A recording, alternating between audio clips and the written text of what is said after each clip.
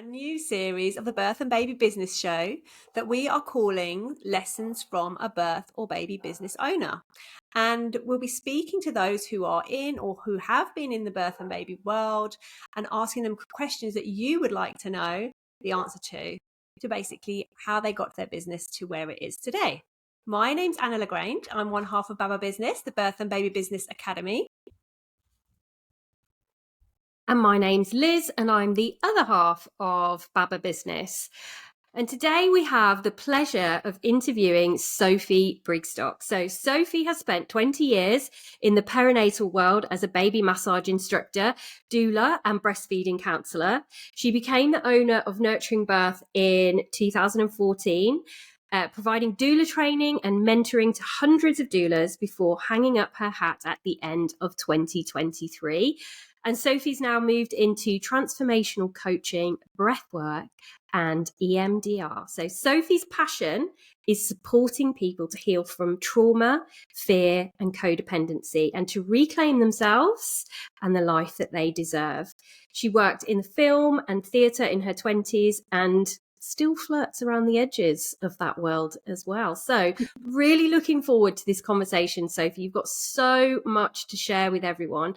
So why don't you give us a little bit of a summary of your life in business so far? Oh, goodness. Hello. Hello. So lovely to be here. Thank you so much for asking me. So yeah, it's kind of interesting. I sort of fell into the baby world probably because I had my own, and having a baby. My eldest is now 21. Having a baby just raised all sorts of questions for me, and it was not straightforward. It was not easy. I had a challenging late pregnancy, had an extremely challenging birth and first few weeks, particularly. And I had this real desire when I was a new mum for connection, for community, for being with other new parents, for having a shared experience.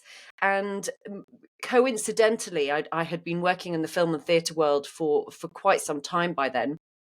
The work that I was doing came to an end. The company I was working for folded. And so it was the perfect time to reappraise. I had a 6-month-old baby. Thankfully, I was in a position where I was supported by my then husband, and I could retrain. I could do something different. And so I decided to train as a baby massage teacher originally, because it was something that really helped me with my little boy, who was very, very sort of unhappy, unsettled.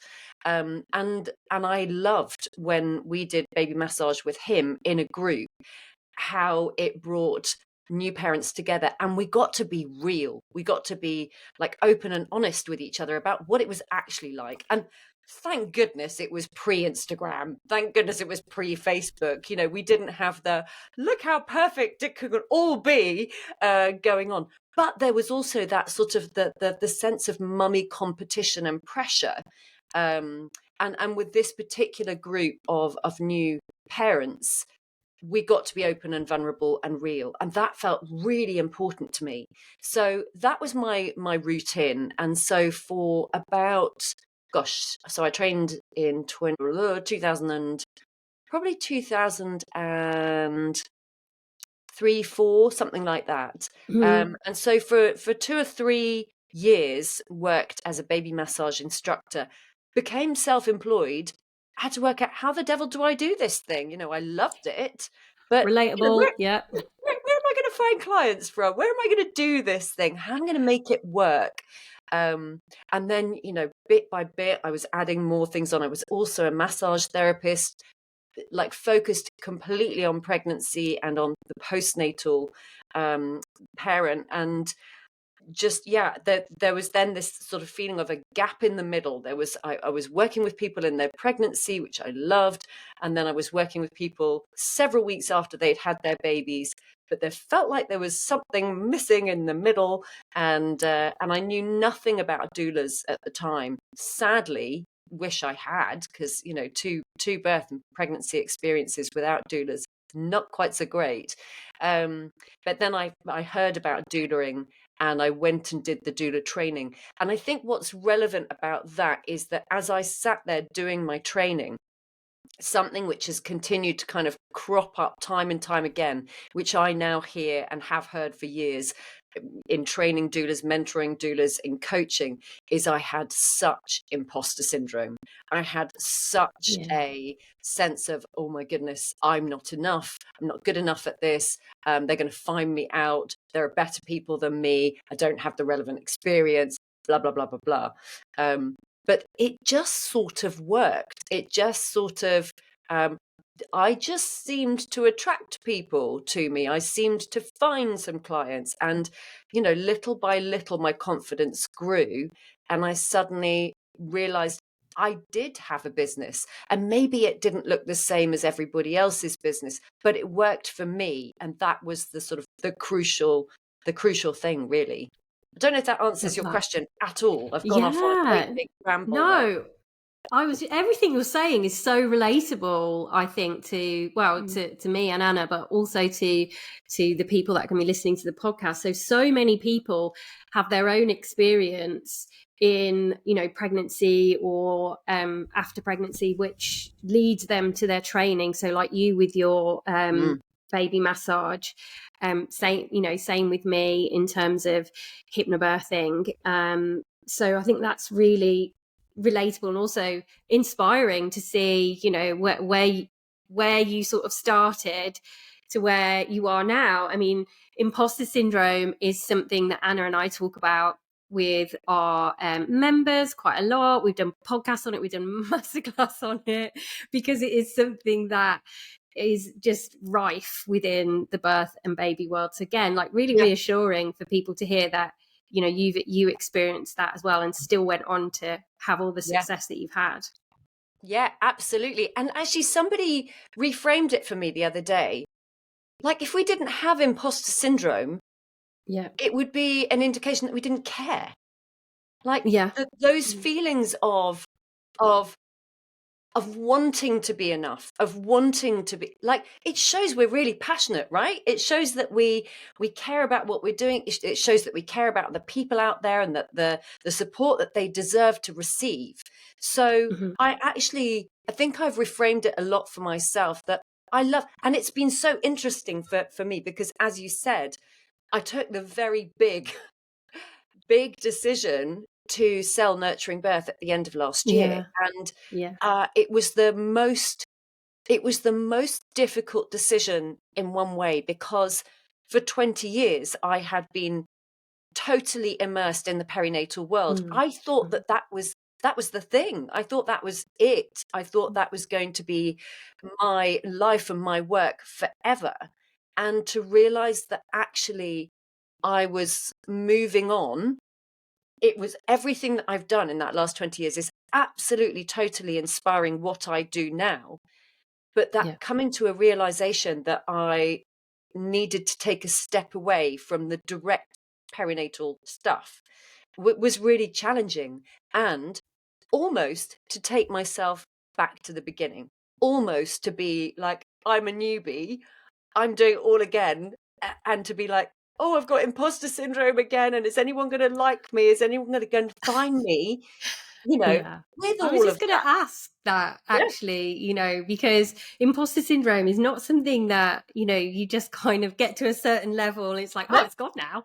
It's not happening anymore. It usually rears its ugly head when we move to the next level, or we're doing something new, or, we're starting a whole new business. So it's not a once and done. It's not a once and done. And it's so funny because, I do feel like, I like to, businesses feel like babies to me. You gestate a business, and then you've got a brand new baby business that you're looking at going, oh my God, I don't know this. How the hell do I do this I've got to thing? keep it alive. Yeah, Yeah. exactly. I'm trying to keep this alive, for goodness sake. And I'm exhausted. And when is my sleep happening?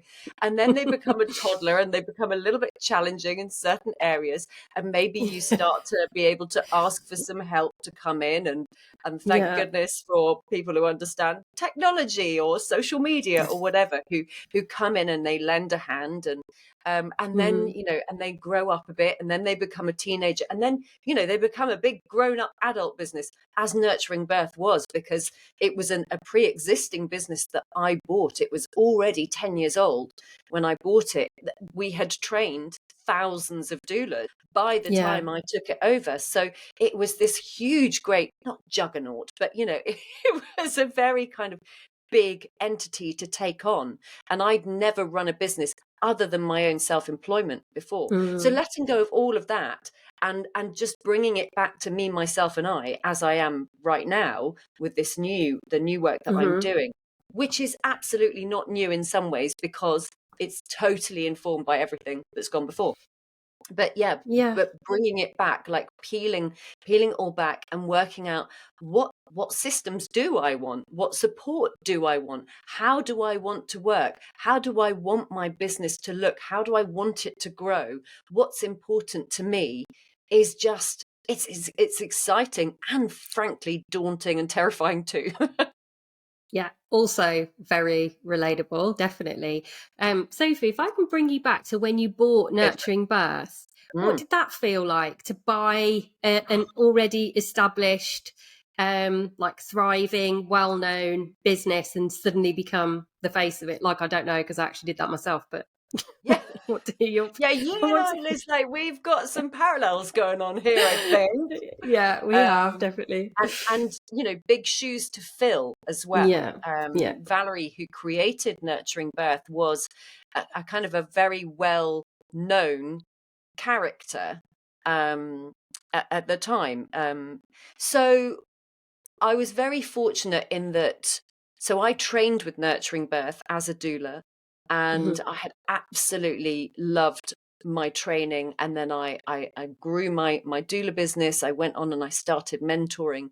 And then I was asked to start facilitating courses for Nurturing Birth it was the very start of 2012. And the email came in and I think I almost fell off my chair when I read it.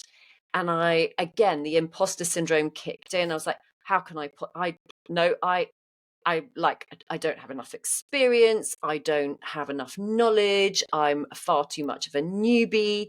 I mean, I've been doing it for 5 years by this point. And then I just suddenly thought, somebody sees something in me. Mm-hmm. I'm going to say yes and see what happens. I'm just going to say yes. And I started teaching, and I come from a huge family of teachers. Teaching is in the blood. So although I'd never really done it before, I just totally and utterly fell in love with it. And working with groups is my passion. The work that I do now, most of the stuff that I love to do is in group. So so I kind of got invited to teach. I loved it. And about a year and a half down the line, Valerie announced she was selling the company. She announced she and her family had moved out of the UK, and she realized financially and other reasons too that it just was not going to work for her anymore. And so she came to us. I think there were 4 of us who were facilitating courses at that time, and said, look, this is my decision. I would love for it to go to one of you 4 or a combination, because you love it, it'll be a fairly seamless transition. Mm-hmm. And so I immediately thought, I'd love to do that. And I made her an offer and she rejected it. And I mean, it was unbelievably expensive what she was asking. And I was like, there is no way I'm going for that. So I made her an offer, having done some due diligence. And again, it was like, I don't know what I'm doing. I've never run a business. I don't know how you value a business like this or anything like that.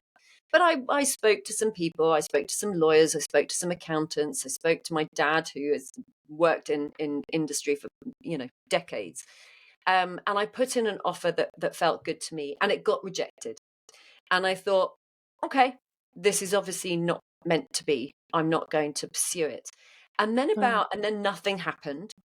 And then about 2 months later, I got a message from Florence Etienne Jackson, who was one of the other facilitators. Now, I'd never met Florence in person. She lived in the Midlands. I lived in London. We were, taught different courses and all of that. And she messaged me and she said, I'm kind of interested, but I know I don't want to do it on my own. I know I want to do it in partnership. And I said, well, did you know that I'd put in an offer? And she didn't. And so we agreed. We met up. It was like a first date. It was hilarious. We met in a pub. I was prepared to be there for 45 minutes and to be able to, have an exit strategy if I needed one. But 5 hours later, we were still talking and we could not stop talking. And we had so many shared visions, ideas, thoughts about the company. And so we carried on doing some due diligence, and then we made an offer which was lower than the original one that I'd put in, and Valerie accepted. Wow. And so Florence and I bought it together. So I halved my investment that I would have made, in fact, more than halved. And yeah, we bought it together, and what a baptism of fire. I turned 40, I moved house, I bought a business, and I'd just got divorced, all in the space of about a month. Wow, that is a lot, Sophie. isn't it? I know. Way to go, hey? There's so much that stands out there in that story of you moving over to nurturing birth. I really love it. The two things that stand out the most for me are when you said yes, even though you were telling yourself, I can't do this, I don't have the experience. All of those things that you were telling yourself, there was something, a little spark that you thought, actually, I'm going to follow this. And it was perhaps somebody else's belief in you, maybe, that made you just go for it no matter what and just give it a try. And the other thing that really stood out for me was just that feeling that you said when you met with your business partner in the pub, and that I just think there's something about that feeling, isn't there, that when you just know and you just can't stop, ideas are buzzing, and you're just wanting to create, and you're almost a bit obsessed with it. That is 100% the story of BABBA, by the way. Yeah. We really relate to that, because we just had a little idea at a train station, and then it suddenly, within 2 weeks, it had snowballed into a business name, a logo, color schemes, everything. And it just almost had an energy of its own that we couldn't stop, even if we'd wanted to. It was just this real knowing. Would you say that was, is that sort of, apart from the baptism of fire bit, which we can perhaps come back to, but do you really resonate with that? Oh, yeah. Do you know what? I absolutely do. And something you said there is so important, which is about the energy of its own. So one of the challenges when it came to letting go of nurturing birth, so, roll forwards almost 10 years, Florence left the business in 2019. I ran it solo.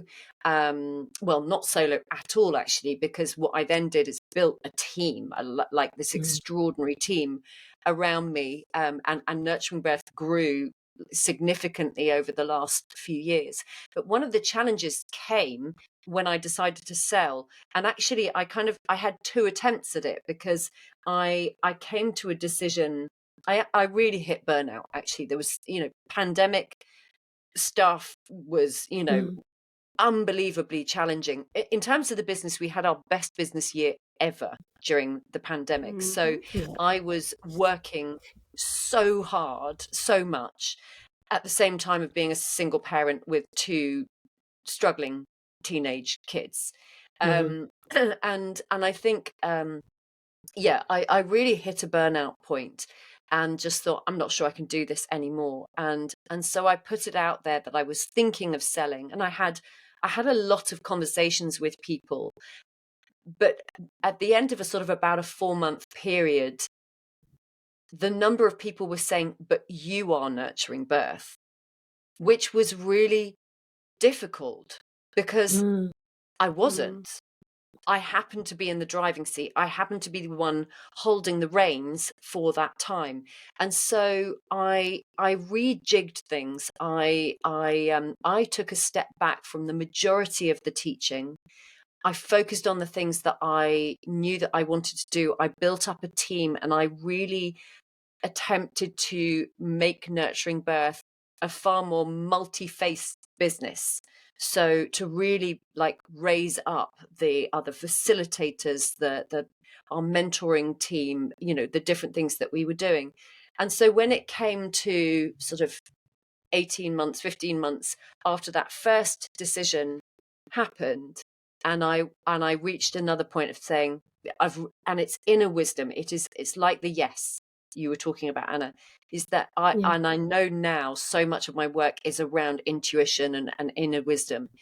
I knew the time had come, and I knew who I wanted to take over the business. And so I didn't put it out to the public. I had one phone call. I rang that one person and I said, I want you to have the business.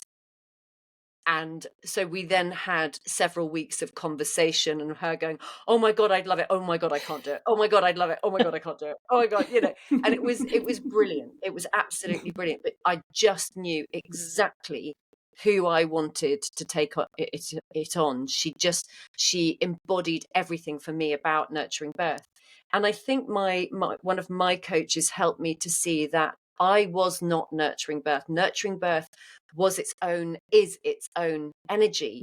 And that energy carries on without me. It's got somebody else in the driving seat now, which I love. And I am so supportive of the business. I still love it. I care about it so much. And I'm delighted that it's with somebody else now, and that they are giving their passion and their energy to it, because mine needs to be elsewhere now. Wow, that makes me feel really emotional, Sophie, because I know, obviously, we know who you're talking about. So there's that side of it, but it also really reminds me of my own journey with buying the Calm Birth School, because it was very much the same. So Susie Ashworth, who was the founder of the Calm Birth School, she effectively chose me to be the one to buy her business. So it sounds like you very much did that. With Sarah Sayer, who is the new owner of Nurturing Birth. And, it very relatable, kind of like, yes, I want to do this. Oh my God, how am I going to do this? And the responsibility of taking on somebody else's baby, somebody else's business, and keeping it like going, but then also totally having to make it your own as well, which is what Sarah is going to shape it into whatever is her vision and her dream, and all of that is so, like, I don't know, it's just really powerful, but it's also really beautiful the way that you talk about it. So thank you for sharing that. You're welcome.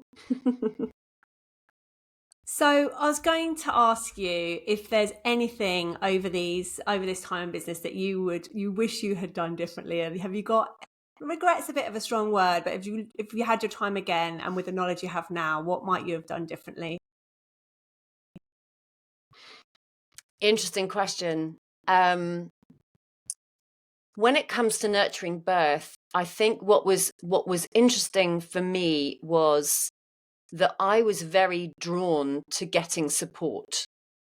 I really, and I remember you mentioned Susie Ashworth, Liz. So, Susie moved from the Calm Birth School to becoming a business coach, and her absolute focus at the beginning was on baby business owners. And so I remember having a conversation with Susie at the beginning, and just my instinct was, this is what I need. This is what I need. I need someone to believe in me. And it's, how ironic really that my journey has taken me into coaching. So I needed somebody who saw the power and the potential in me, to celebrate me, to raise me up. Because I think for a long time, we just kind of potted along. We just did the same thing. We knew it worked, and we loved it, and we were constantly sort of upgrading the material and things, but we kept things very much the same. And I had a very strong intuition that I wanted to work with a coach. And it wasn't until I bought Florence out of the business that I really allowed myself, and I could have done it before, even, with Florence in the business for myself, but it wasn't until she left that I properly started investing in coaching and having the kind of support. Because what I know to be true from my own experience, from supporting hundreds of people out there doing these kind of businesses, baby businesses, coaching businesses, you name it, is that self-employment can be really isolating. It can be lonely, and isolation is never great, I think, for self-esteem. And so there have been many times when I have really lost my vision, lost my purpose, my sense of purpose. And so it wasn't until I started working with coaches and that I was lovingly held accountable and challenged and nudged and gently pushed, sometimes not so gently pushed. But I wish that I had invested in that support sooner, because I felt like I was learning so many things on my own and making mistakes, which I needed to make, I needed to learn. But working with somebody who was those few steps further ahead, who was able to hold space, not just pat me on the back and go, "Oh, you're doing such a good job." I didn't need that. I needed someone who could give me that, and also be like, "Come on, you said you were going to do this. What's happening here? Why, why is the ball being dropped here?" So yeah, I think my regret probably is not investing in more support sooner, because it was when I invested in that support that, boom, the business changed, grew, transformed overnight almost. And it gave me confidence. It took me out of my comfort zone, into that stretchy place. But having gone into the stretchy place, the comfort zone grew, it became bigger, and I dared to do more. I dared to step out.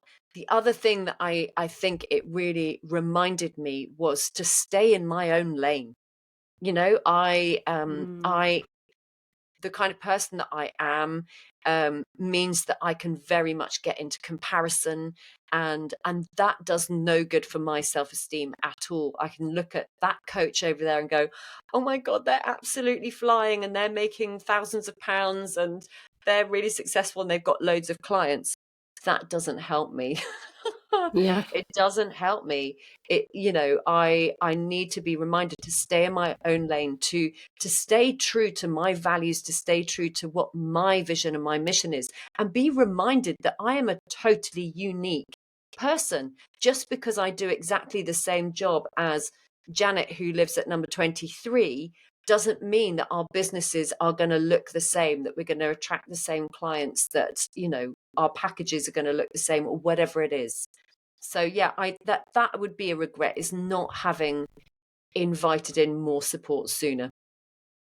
Yeah, that's really interesting. Definitely. And you can see, looking back, it sounds obvious that you can see a real difference between what came before that kind of support and what came after. It definitely, I think me and Anna really, we love working with coaches ourselves, and we love coaching and mentoring people, and it really does make a difference and a huge impact. It kind of excuse me, it kind of speeds up the process of where you want to get to, but it also makes the path clearer. It's before it, you're just going through the motions and not really sure, is this right? Is that right? When you've got somebody who's that support, it just makes everything so much clearer and therefore easier. Usually, obviously, we must caveat that. But that is great. That is definitely a great share, and loads of juicy stuff within that lovely share. So, excuse me, what would you say is your biggest lesson in business so far? What's the lesson you had to learn?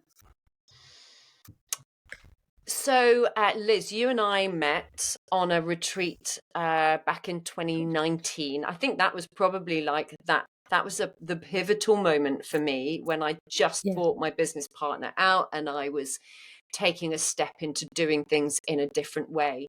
And I remember waking up on the final morning of that retreat and it hitting me like a bolt out of the sky that, oh my God, I was the boss, I was the leader, all responsibility was on me.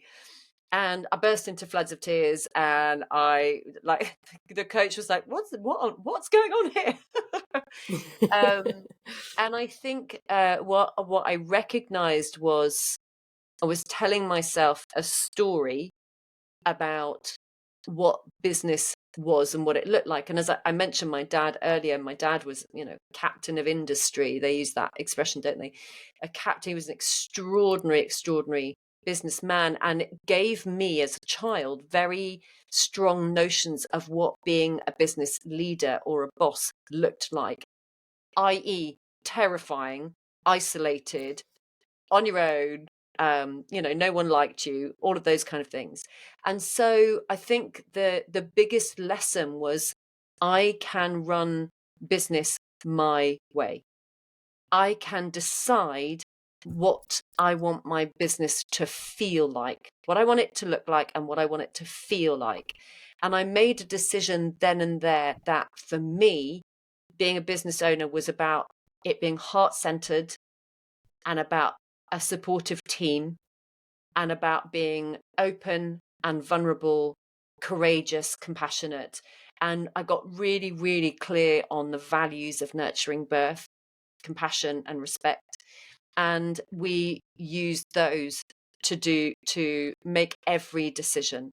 If we were ever in a challenging situation, we would come back and say, okay, what do our values of compassion and respect say about this? We've got someone who's not paying their bill. We've got somebody who's not submitting their work. We've got someone who's coming back 5 years later demanding a certificate when they haven't done the work. All of the difficult things that can come up in those kind of businesses. So yeah, I think that was, and that was 5 years into running the business, was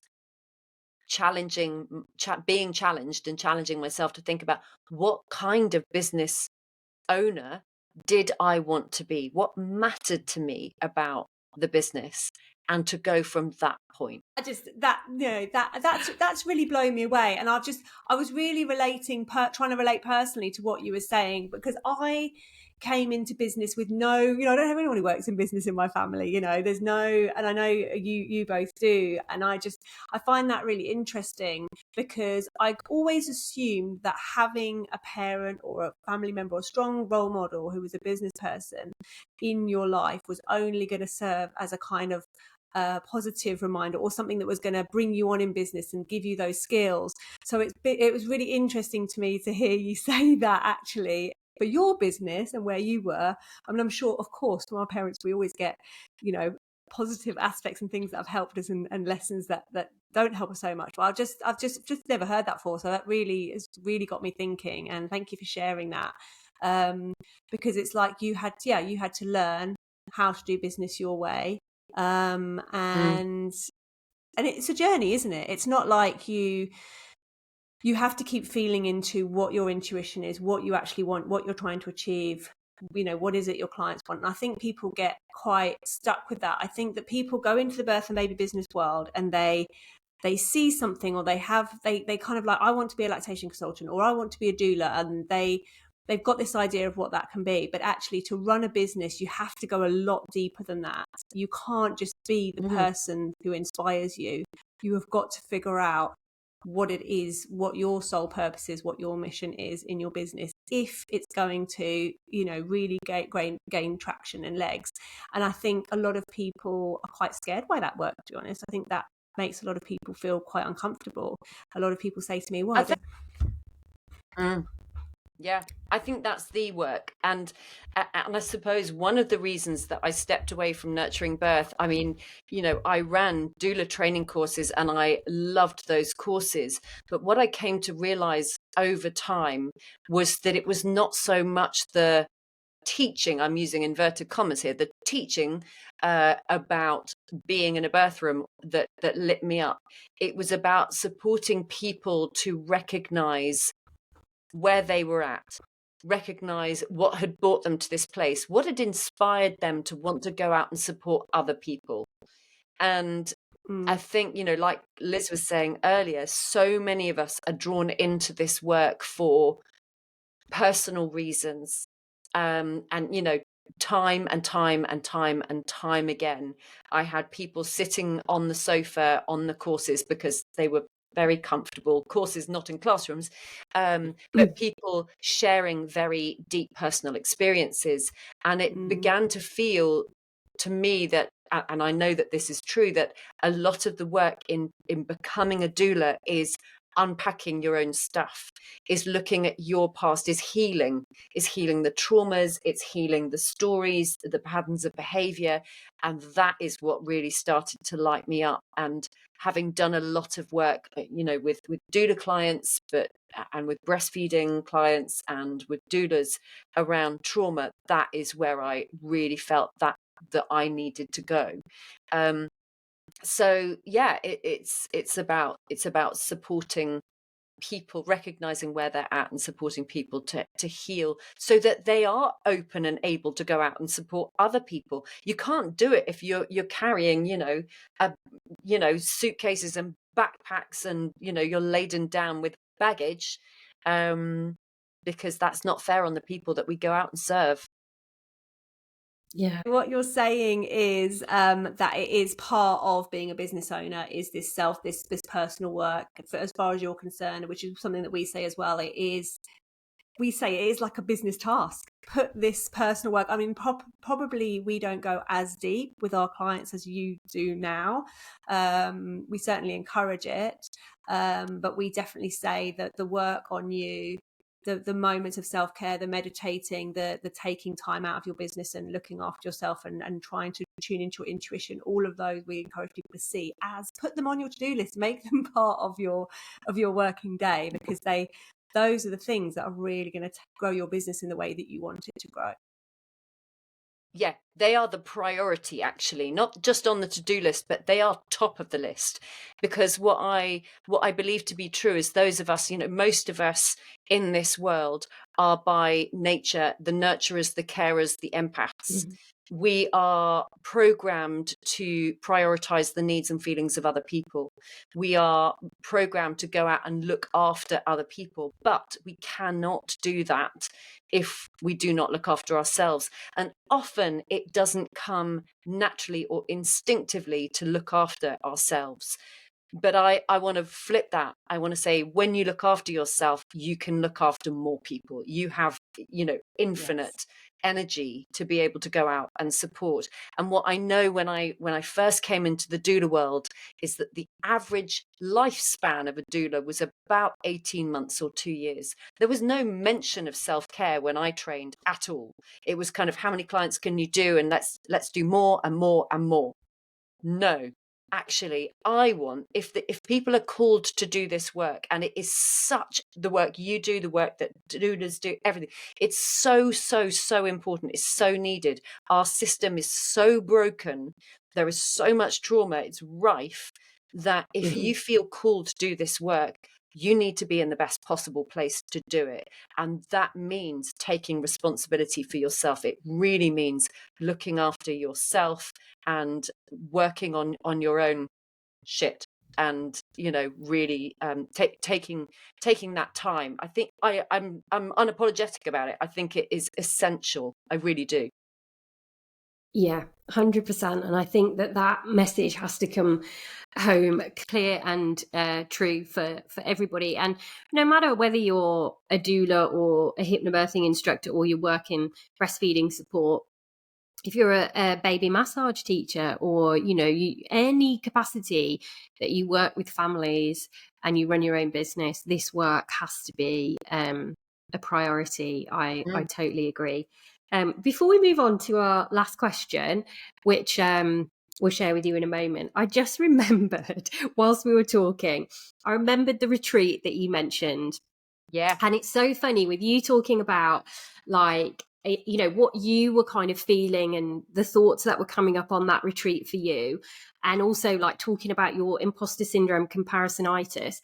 I remember feeling, I don't know if the word is intimidated when I met you, but I remember thinking, oh my God, that's what a business owner is supposed to look like. And, you know, because you can come across like really Intimidating. You're very not intimidating. I mean, like you're kind of mature and confident and like sure-footed, and that was my impression of you.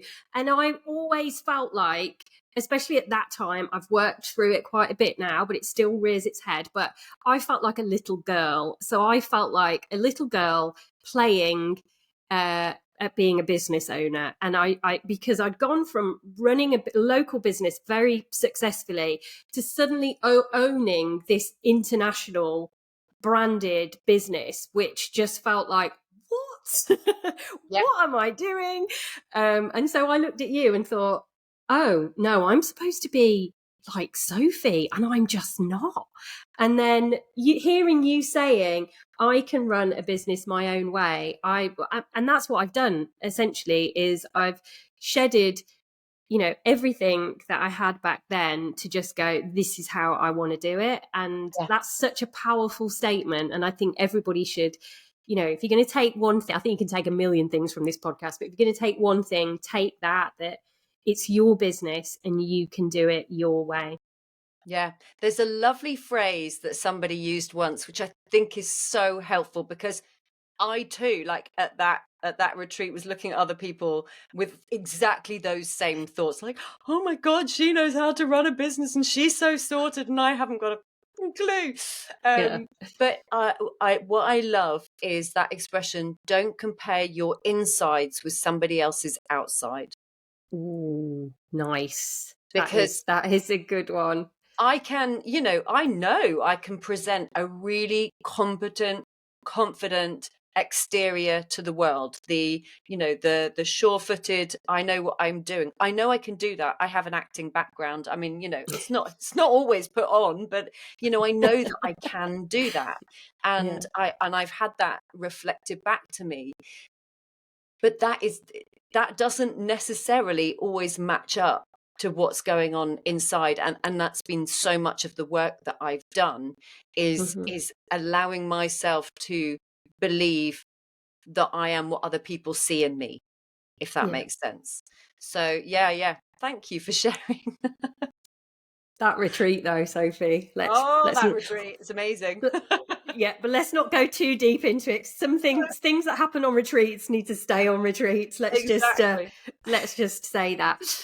So the last question is, what one piece of advice would you give to a birth or baby business owner who wants to create an impactful and sustainable business? My goodness.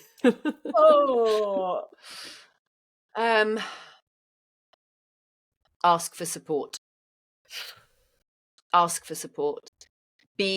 Allow yourself, find somebody or a team of people who believe in you and believe in your vision, and work with them, be supported, because there will be times creativity works in that way, where you have the idea and it's exciting, and then there will inevitably be the dips, the self-doubt, the challenging, the muddy bits.